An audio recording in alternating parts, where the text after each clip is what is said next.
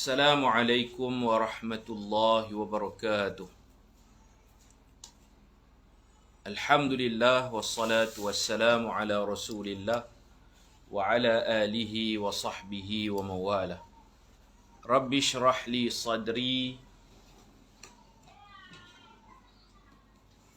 wa yassir li amri wahlul 'uqdatam min lisani yafqahu qawli. سبحانك لا علم لنا إلا ما علمتنا إنك أنت العليم الحكيم ولا حول ولا قوة إلا بالله العلي العظيم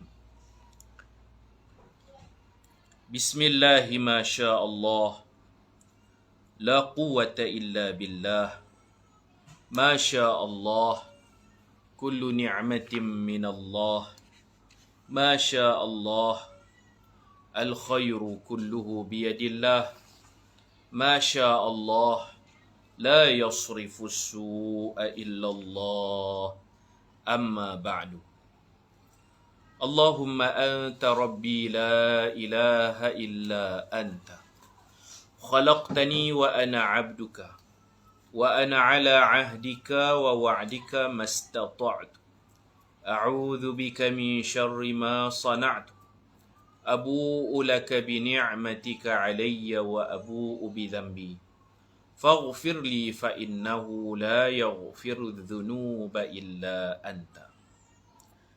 Alhamdulillah, pada petang ini dapat kita bersama sekali lagi seperti biasa dalam kuliah Sirah Nabawiyah.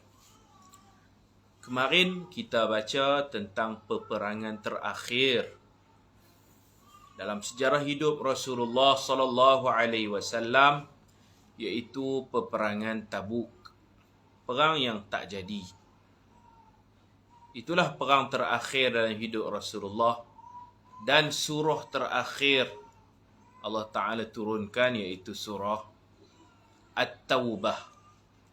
Surah At-Taubah yang dinamakan juga surah Al-Bara'ah, di mana Allah menegur orang beriman yang tidak turut sama dalam peperangan Tabuk, dan Allah mengutuk orang-orang munafik yang menipu Rasulullah, yang mereka-reka alasan tidak dapat turut serta dalam peperangan Tabuk. Itu surah terakhir, surah At-Taubah. Sebelumnya surah An-Nasr, surah yang berbicara tentang nasrun, kemenangan, wal fath, dan pembukaan kota Mekah. Di mana surah An-Nasr bila turun, sahabat-sahabat gembira, seronok, menang, buka kota Mekah tahun ke-8 Hijrah. Kecuali Sayyidina Abdullah bin Abbas, atau lebih dikenali dengan panggilan Ibnu Abbas. Dia bersedih dengan turunnya surah An-Nasr. Kenapa dia bersedih? Orang lain semua seronok. Kata dia, bila dah menang Nasr, bila dah fath, pembukaan kota Mekah, maknanya tugas Nabi dah selesai. Mekah dah dapat diambil alih, kemenangan, pembukaan kota Mekah. Bila tugas Nabi dah selesai, makna itu bukti, tanda dekatnya ajal Rasulullah sallallahu alaihi wasallam. Dia faham yang tersirat. Allah buka rahsia kepada beliau, Ibnu Abbas radhiyallahu anhuma. Orang lain hanya baca yang tersurat, tetapi dia baca yang tersirat. Berkat doa Nabi ketika dia kecil, Nabi belah mulut, Nabi tahnik dia, Allahumma faqihhu fid din. Ya Allah, ajarkan, fahamkan dia agama, wa'alimhu ta'wil, dan alimkan dia tafsir ayat-ayat Al-Quran. Itu surah An-Nasr, idza jaa nasrun minallah, idza jaa nasrullahi wal fath.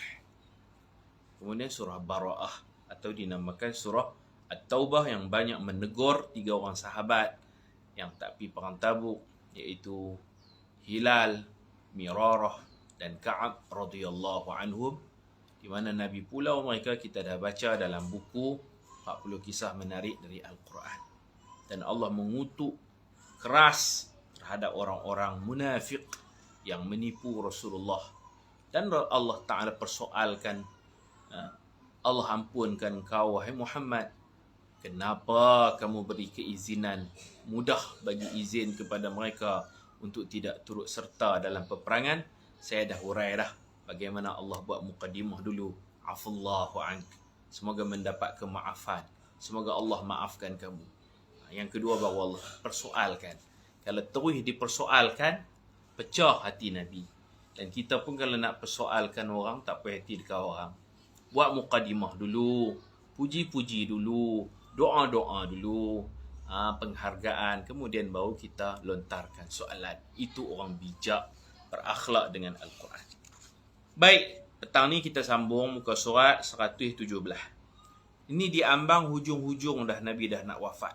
Tahun ke-8 kemenangan, tahun ke-9 peperangan Tabuk, tahun ke-10 dah tak jauh dah, tahun ke-10 Rasulullah sallallahu alaihi wasallam wafat, meninggalkan kita di alam dunia yang fana ini. Jadi kita perlu menghayati, sambil kita baca sirah ni, kita perlu rasa, tuan-tuan, perlu rasa lah ni tahun ke-9 dah, tak lama dah Rasulullah nak wafat. Seolah-olah kita berada bersama Rasulullah. Kita berada bersama Rasulullah, kita sama-sama Rasulullah buka kota Mekah. Kita sama-sama Rasulullah menjadi tentera susah, Jaisul Usrah. Kita pi perang Tabuk dengan Rasulullah. Kita susah nak minum air, panah air tak ada, susah payah. Di mana ada yang sponsor yang kaya yang tak dapat pi, sponsor Sayyidina Osman. Kita kena rasa macam tu. Kita kena rasa kita bersama-sama Rasulullah. Allah payahnya, tak ada air nak minum, nak mandi, nak solat. Air habis sehingga sahabat ni ada yang nak tikam bonggol unta, kerana dalam bonggol unta terdapat air. Rasulullah larang. Nah, kemudian bila mereka jumpa telaga-telaga di Madain Saleh, bila jumpa telaga ada air, mereka pakat cedok air nak minum. Tiba-tiba Rasulullah tegur. Ada yang jerang, masak air, nak buat syai, nak buat teh. Ada yang ambil air uli dengan tepung yang mereka bawa nak buat roti. Dapat teguran pula daripada Rasulullah sallallahu alaihi wasallam. Sudahlah dahaga, jumpa air tak boleh minum. Rasulullah kata ini air yang tak berkat. Ini kawasan dilaknat. Mereka bunuh unta Nabi Saleh di sini. Ini telaga-telaga kaum Thamud.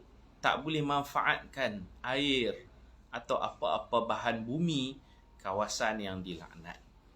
Ini bukan tempat untuk berseronok. Ini bukan tempat untuk berkelah. Bukan tempat makan minum. Rasulullah suruh tuang air. Rasulullah suruh tepung yang diuli bagi unta makan. Periuk-periuk yang duk masak air, Rasulullah tu terbalikkan. Kena tolak, kena tendang bagi tumpah. Dahlah dahaga, tuan-tuan, ujian daripada Allah.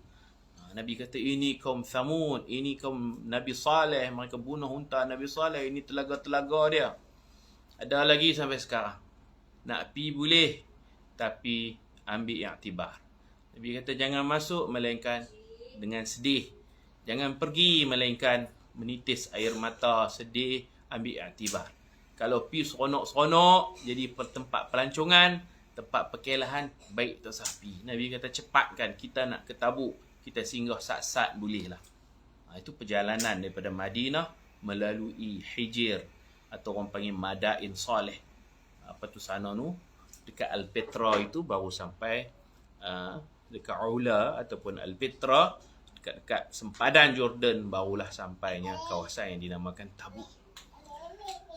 Allahumma salli ala Sayyidina Muhammad wa ala alihi wa sahbihi wa barik wa sallim. Perasaan kita di hujung-hujung kitab ni, kita bukan seronok. Satu, seronok nak khatam kitab, ya, betul. Yang kedua, seronok kita akan melalui saat-saat sedih.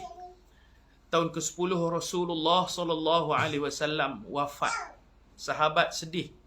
Sahabat kata tidak ada hari yang lebih gembira kami melainkan hari datangnya Rasulullah ke Madinah. Maka terang benderang Madinah.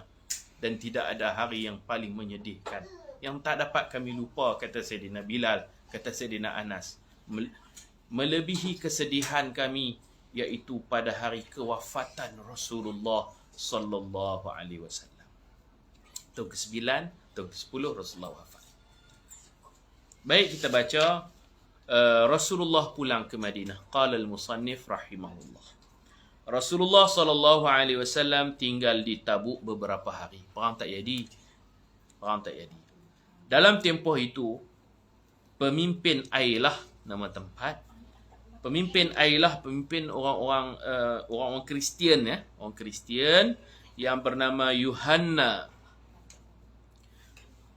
datang menemui Rasulullah SAW. Atau satu pertemuan dengan Rasulullah. Beliau datang bersama penduduk Jarba, penduduk Azrah dan penduduk Maina. Mereka berdamai dengan Rasulullah dan bersetuju membayar cukai.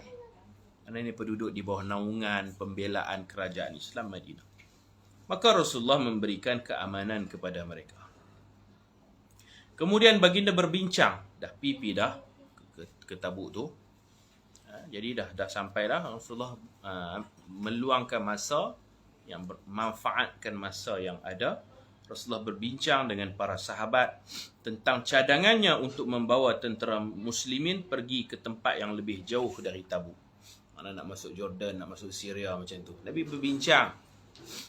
Kalau tidak ada wahyu daripada Allah, Nabi akan buat musyawarah, istisyara, musyawarah, bincang. Allah Ta'ala sebut Nabi ni wa amruhum syura bainahum. Urusan akan dibincangkan dalam musyawarah. Umar radhiyallahu anhu berkata, jika tuan mendapat arahan daripada Allah Ta'ala, maka berangkatlah.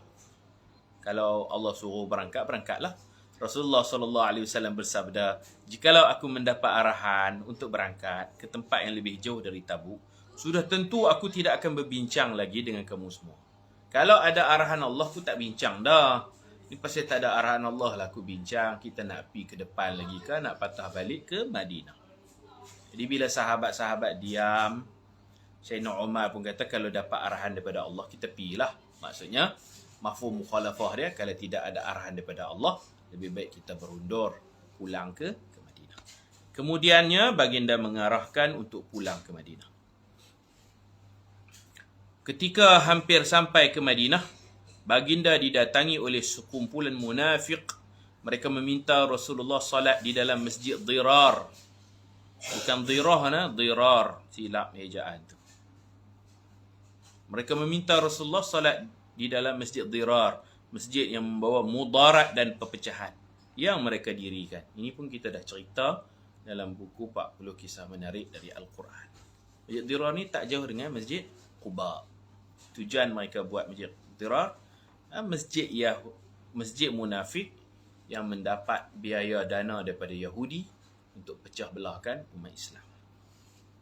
Baginda bertanya tentang sebab pembinaan masjid itu. Mereka bersumpah dengan nama Allah. Orang munafik memang suka sumpah. Dia berkata, tidak kami menghendaki melainkan untuk kebaikan semata-mata. In aradna illal husna. Dalam Al-Quran disebut begitu. Kami tak ada niat apa-apa. Illal husna. Illa kecuali melainkan al-husna. Niat yang baik. Dan Allah menyaksikan sesungguhnya mereka itu berbohong. Maka Rasulullah memerintah para sahabat untuk meruntuhkan masjid itu. Perintah Rasulullah itu dipatuhi oleh para sahabat. Masjid itu dibakar, diruntuh dan dibakar. Itu Masjid Dirar.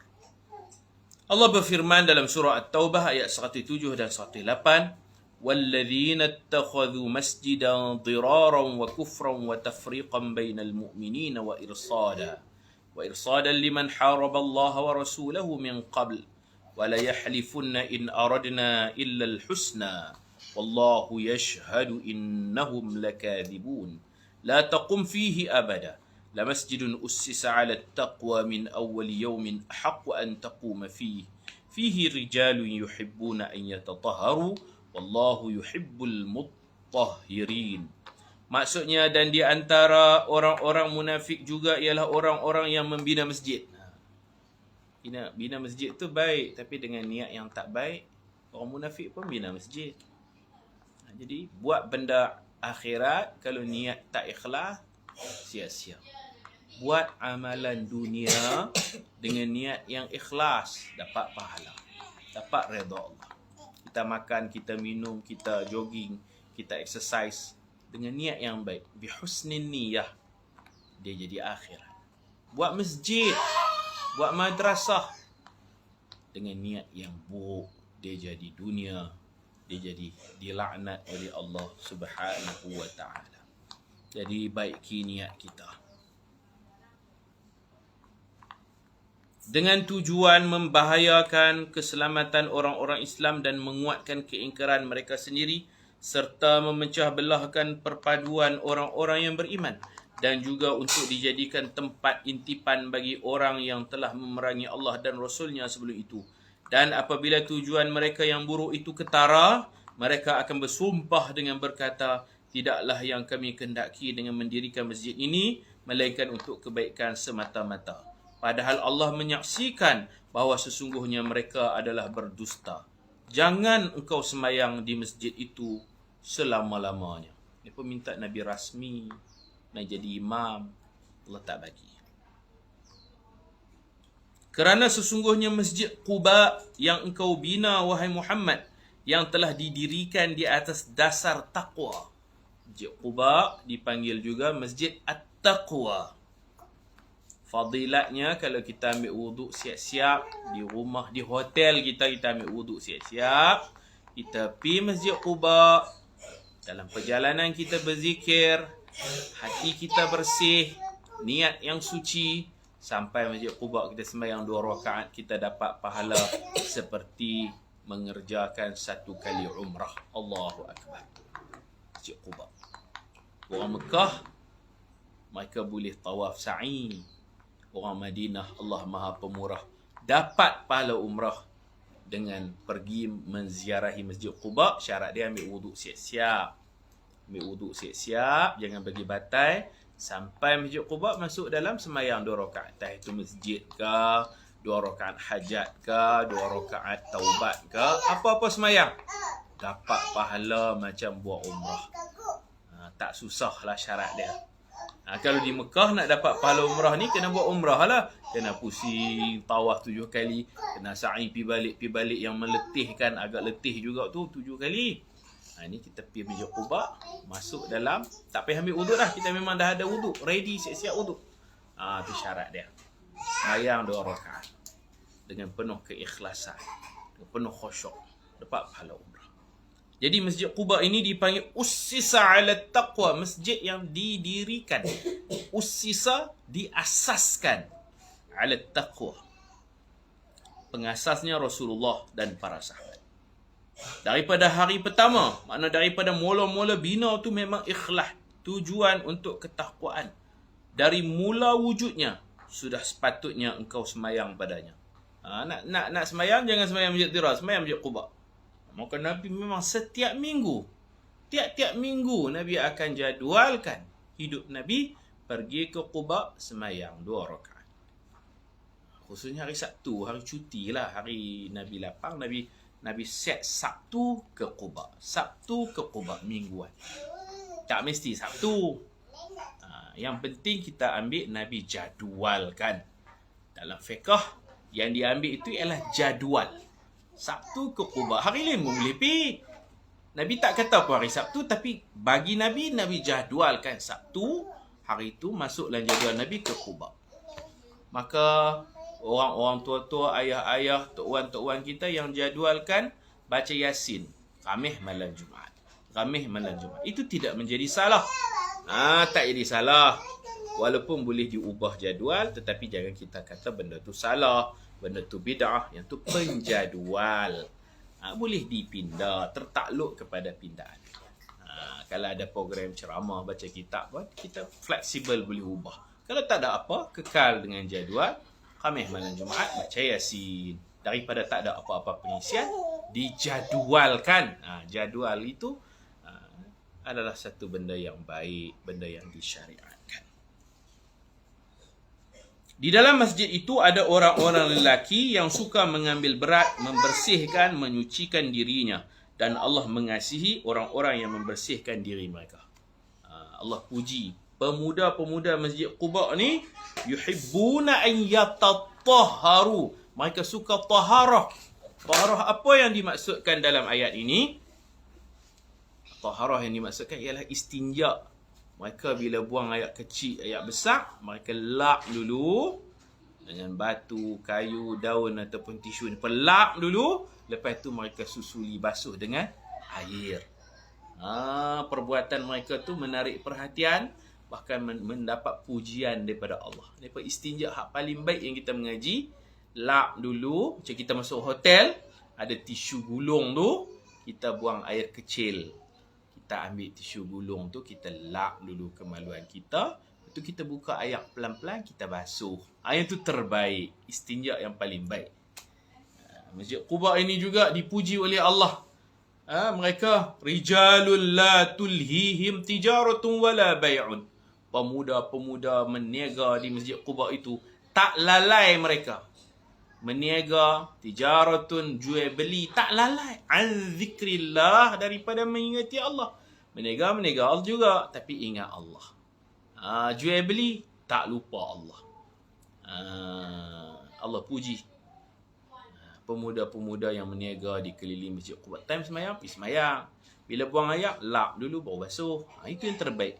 Kalau kita boleh contohi, kita juga mendapat pujian daripada Allah Subhanahu Wa Taala. Kemudian tahun ke-10 Hijrah. Sebelum tahun ke-7 ni, di hujung tahun ke-9, Nabi suruh Sayyidina Abu Bakar mengetuai jemaah pi haji. Dipanggil Amirul Hajj dalam bahasa Arab. Amir Haji. Amir ni ketua lah. Amir, anak kita nama Amir, Amirah tu ketua. Nabi lantik Sayyidina Abu Bakar bawa satu grup sahabat dari Madinah pi buat haji. Maka dikeluarkan siaran iklan, siapa nak pi haji di hujung tahun ke-9, Sayyidina Abu Bakar bersedia untuk bawa pimpin mereka jemaah haji. Nabi tak pi. Sayyidina Abu Bakar pi. Boleh pi dah. Sebab tahun ke-8 tu dah buka kota Mekah, dah menang dah. Tahun ke-9 sibuk dengan Tabuk apa semua. Di hujung tahun ke-9, Sayyidina Abu Bakar dengan arahan Nabi, dia dilantik menjadi Amirul Hajj. Amirul Hajj, ketua rombongan haji, Amir Haji. Bergeraklah dia dengan sekumpulan beberapa orang sahabat pergi buat haji. Dari Madinah ni, tempat niat dia di Bir Ali lah, Zulhulaifah. Ketika mereka sampai di situ, mereka mandi, mereka pakai kain ihram, mereka niat apa semua situ. Nabi hantar seorang lagi sebagai timbalan Amir. Nabi hantar pula Sayyidina Ali. Sayyidina Ali berjumpa dengan Sayyidina Abu Bakar di Bir Ali. Sayyidina Abu Bakar tanya, "Wahai Ali, kamu datang ini sebagai Amir kah? Rasulullah pecat aku, Rasulullah lantik kamu kah?" Kata Sayyidina Ali, "Tak. Kamu Amir, saya ni ahli rombongan. Rasulullah hantar saya ni, Rasulullah memaklumkan turun beberapa ayat Quran, iaitu awal surah Taubah. Bara'atum minallah tu. Ayat tu. Ayat Quran ni dia bukan turun serentak macam tu. Surah Taubah memang turun waktu Tabuk, tapi muqaddimah surah Taubah tu sekarang baru turun. Jadi Sayyidina Ali dihantar untuk jumpa Sayyidina Abu Bakar untuk masuk menjadi ahli jemaah Sayyidina Abu Bakar dan untuk membacakan beberapa ayat awal surah Al-Bara'ah. Dan Sayyidina Ali juga ditugaskan nanti bila sampai ke Mekah, Sayyidina Ali kena buat satu pengumuman. Antaranya tidak boleh lagi tawaf dalam keadaan telanjang. Kerana tahun ke-9 ni ada lagi hadut telanjang di Mekah. Ada lagi hadut telanjang. Tu yang Nabi tak mau pergi, Nabi tak syok lah. Nabi hantar orang Nabi, Sayyidina Abu Bakar, ketua, Sayyidina Ali timbalan. Sayyidina Ali mendapat mandat untuk mengumumkan perkara penting di Mekah. Di Bir Ali tu dia umum ayat bara'atun tu, bara'atun minallahi wa rasul. Surah tu tak ada bismillah kerana tegas Allah marah. Yang kedua, Sayyidina Ali akan umum di Mekah Tidak boleh lagi orang kafir masuk Masjidil Haram. Min ba'di 'amihim hadha. Lepas pada ni tak boleh dah orang kafir masuk ke tanah suci Mekah. Islam tak paksa ni pun masuk Islam. Hampa nak kafir boleh, tapi tak boleh duduk di tanah suci Mekah. Kalau hampa nak kafir, hampa keluar. Halal. Kerana masih ada lagi di keliling Masjidil Haram tu masih ada beberapa orang yang kafir. Tak diberi peluang untuk hidup dalam tanah haram Mekah. Maksudnya akan dihalau keluar. Jadi Sayyidina Ali pi haji tu bukan pi saja. Dia jadi orang Nabi. Dia akan mengumumkan beberapa perkara-perkara penting. Antaranya yang saya ingatlah, umum jangan lagi tawaf telanjang. Jangan ada dah orang kafir yang tinggal dalam tanah suci Mekah. Yang mana ada dah sila masuk Islam. Kalau tak mau masuk Islam, tiada paksaan. Tapi akan berambus, akan dihalau keluar daripada tanah suci Mekah. Keluar duduklah di tanah-tanah halal, di Tanaim ke, di Ji'ranah ke, di Hudaybiyah. Dalam Mekah tak boleh. Okey. Itu hujung tahun ke-9. Tahun ke-10, Nabi kita wafat. Sebelum wafat, Nabi kita sempat buat haji. Yang dipanggil haji wada'. Haji perpisahan. Di situ juga ulama fiqh ambil, haji ni wajib. Haji ni arahan Allah. Tapi dia bukan wajib segera. Dia bukan wajib segera. Haji wajib ni ada yang kata tahun ke-7 dah wajib haji. Ada yang kata di hujung tahun ke-6. Ayat wajib haji itu, walillahi 'alan nas hijjul bait man istata'a ilaihi sabila. Allah mewajibkan sekalian manusia yang beriman wajib buat haji bagi yang berkemampuan. Tapi haji ni dia bukan wajib segera. Dia boleh tangguh. Dipanggil wajib 'alat tarakhi. Wajib yang boleh ditangguhkan. Tahun ke-7 dah turun dah ayat haji. Tahun ke-8 tu boleh dah buat haji. Sebab dah berjaya buka kota Mekah. Tapi Nabi buat dah haji tahun ke-8?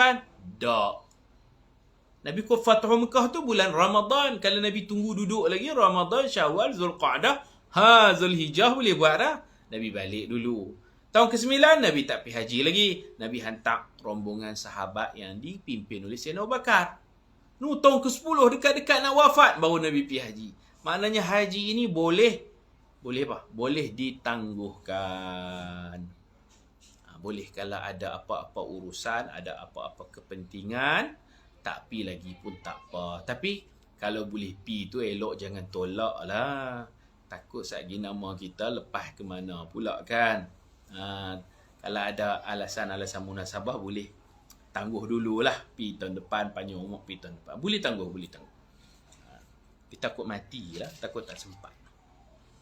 Tahun ke-10 Hijrah, Bu'uthul Yaman, beberapa utusan ke Yaman. Ni dekat-dekat Nabi nak wafat, Nabi hantar pendakwah-pendakwah ke Yaman. Antaranya Nabi hantar Sayyidina Mu'adh bin Jabal pergi ke Yaman. Dan Nabi bagi satu hadiah istimewa yang disebut mahabbah, doa kasih musalsal bil mahabbah. Sebelum dia pergi Yaman, Nabi kata dekat Sayyidina Mu'az, Nabi tanya dulu, pergi sana, kalau orang tanya hukum hakam nak jawab macam mana? Dia kata jawab guna ayat Quran. Dia kata kalau tak ada ayat Quran nak jawab macam mana? Jawab guna hadis. Kalau soalan orang ni tak ada dalam Quran dan hadis, dia kata ajtahidu bi ra'yi, saya ijtihad dengan buah pandangan saya dan saya tidak akan menyimpang daripada Quran dan hadis. Nabi seronok, Nabi peluk dia, Nabi sentuh tangan di dada dia. Nabi kata alhamdulillah, segala puji bagi Allah allazi waffaqa rasulillah, yang telah memberi taufik kepada utusan Rasulullah lima yuhibbuhullah wa yardah. Inilah utusan Rasulullah yang mendapat kasih sayang dan keredaan Allah, Mu'az bin Jabal. Dan Nabi pegang tangan dia. Nabi kata kat dia, wahai Mu'az, wallahi demi Allah, sesungguhnya aku benar-benar kasihkan kamu Mu'az, sayang sungguh aku kepada kamu. La tada'anna, jangan tinggal sama sekali doa ni. Baca tiap-tiap kali lepas sembahyang. Doa apa? Allahumma a'inni ala zikrika wa syukrika wa husni ibadatik. Hadis ini Nabi kata, demi Allah, sesungguhnya aku benar-benar kasih sayangkan kamu kerana Allah, jangan tinggalkan doa ini. Baca nah. Dan musalsal ni mana setiap perawi, setiap guru akan bersumpah, demi Allah, wallahi, aku benar-benar sayang kasih kamu kerana Allah. Jangan kamu tinggalkan doa ni. Jadi tuan-tuan dan puan-puan pun jangan tinggal doa ni. Baca tiap-tiap kali semayang, Allahumma a'inni ala zikrika wa syukrika wa husni ibadatika. Pada tahun ke-10 Rasulullah sallallahu alaihi wasallam mengutuskan Ali bin Abu Talib radhiyallahu anhu ke satu kabilah dari penduduk Yaman. Baginda berpesan kepadanya, berangkatlah kamu ke Yaman sehingga kamu sampai ke bumi mereka. Maka ajaklah mereka kepada penyaksian bahawa tiada Tuhan yang layak disembah kecuali Allah. Jika mereka berkata ya, maka suruhlah mereka mendirikan salat. Dan janganlah kamu mencari dari mereka selain dari perkara itu. Dan janganlah kamu memerangi mereka sehingga mereka memerangi kamu. Pergi ajak mereka masuk Islam. Jangan paksa, ajak. Kalau dah masuk Islam, suruh mereka. Ajak mereka semayang dulu. Ni pelan-pelan orang panggil, jangan drastik dalam berdakwah. Semayang dulu, ajak pelan-pelan. Hukum hakam ni, ajak sikit demi sedikit. Ketika Ali sampai ke Yaman, beliau mengajak mereka kepada Islam tetapi mereka enggan memeluk Islam dan melontar batu kepada orang-orang Islam. Maka orang Islam melancarkan serangan balas ke atas mereka sehingga mereka dikalahkan. Ali radhiyallahu anhu tidak mahu membunuh mereka dan beliau cuba mendekati mereka dan mengajak mereka kepada Islam. Akhirnya mereka menerima Islam. Mereka berkata, kami akan mengajak kaum kami yang ada di belakang kami untuk memeluk Islam. Mereka juga memberikan sedekah dan meminta Sayyidina Ali radhiyallahu anhu mengambilnya dari mereka sebagai menunaikan hak Allah ke atas mereka. Maka Sayyidina Ali radhiyallahu anhu mengambil sedekah yang mereka berikan itu. Kemudian Sayyidina Ali radhiyallahu anhu pulang ke Madinah. Di dalam perjalanan itu, Sayyidina Ali radhiyallahu anhu bertemu Rasulullah sallallahu alaihi wasallam di Mekah. Jumpa Nabi kat Mekah. Baginda ketika itu sedang menunaikan haji wada. Kemudian Rasulullah sallallahu alaihi wasallam mengutuskan Sayyidina Muaz bin Jabal ke tanah tinggi di Yaman, kawasan tanah tinggi. Dia bukan pergi seorang, dia pergi dengan dan mengutuskan Abu Musa al-Asy'ari ke tanah rendah Yaman. Dia pergi berdua, tapi bila sampai Yaman tu dia pecah. Seorang berdakwah kawasan tinggi, seorang berdakwah kawasan rendah. Abu Musa al-Asy'ari ni sahabat yang suaranya sangat merdu. Nabi kata seperti seruling, daripada seruling keluarga Nabi Daud. Dia memang orang Yaman. Sayyidina Abu Musa al-Asy'ari ni daripada Yaman. Asy'ari tu daripada dia itulah cucu cicitnya Abu Hasan al-Asy'ari yang kita mengaji sifat 20 tu. Al-Asy'ariyah dengan Maturidiyah kan. Aliran Asy'ari dengan Maturidi. Cucu cicit dia lah. Kalau Maturidi ni orang Uzbek ya. Orang tempat nama Maturid. Nama dia Abu Mansur al-Maturidi. Dalam Kembara Uzbek kita ziarah kubur penyusun sifat 20 Abu Mansur al-Maturidi di tempat nama Maturid. Macam tu nama tempat dia. Di Samarkand. Baginda berpesan kepada mereka berdua, permudahkanlah, jangan susahkan. Dakwah mudah-mudah, mudah orang faham, mudah orang terima. Bagi orang dekat, jangan menyebabkan orang lari. Jadi indahkan kata-kata, penampilan, dakwah biar mudah, biar orang suka. Jangan ajak hak payah-payah.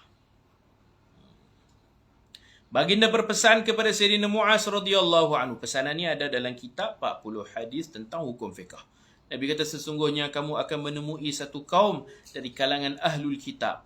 Maka ajaklah mereka kepada penyaksian bahawa tiada Tuhan yang layak disembah kecuali Allah dan sesungguhnya aku utusan Allah. Jika mereka sudah taat, maka beritahu mereka sesungguhnya Allah mewajibkan ke atas mereka setiap sehari semalam solat 5 waktu. Jika mereka sudah taat, maka beritahu mereka sesungguhnya Allah mewajibkan ke atas mereka sedekah, yakni zakat, dipungut dari orang kaya mereka, muslimin, dan diagihkan kepada golongan fakir mereka, yakni muslimin juga. Jika mereka sudah taat, maka berhati-hatilah dari mengambil harta istimewa mereka. Jangan buat zalim. Kalau orang bagi kambing, jangan minta kambing bakar. Itu zalim. Zalim dalam pengurusan zakat. Zalim dalam kutipan zakat. Jangan buat zalim, kata Nabi. Takutilah doa orang yang dizalimi, kerana sesungguhnya tiada hijab antaranya dengan Allah. Kita berhenti dekat ni dulu.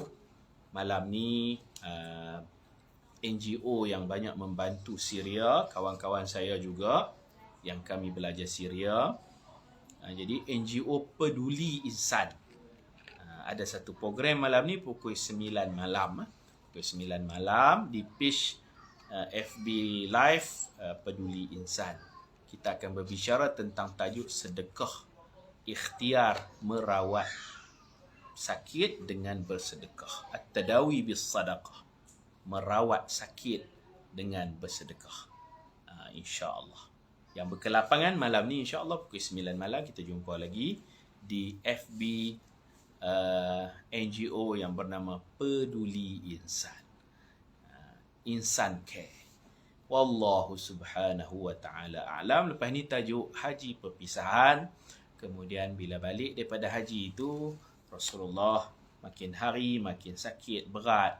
Dan kemudian Rasulullah sallallahu alaihi wasallam meninggal dunia tahun ke-10 Hijrah dalam umur 63 tahun.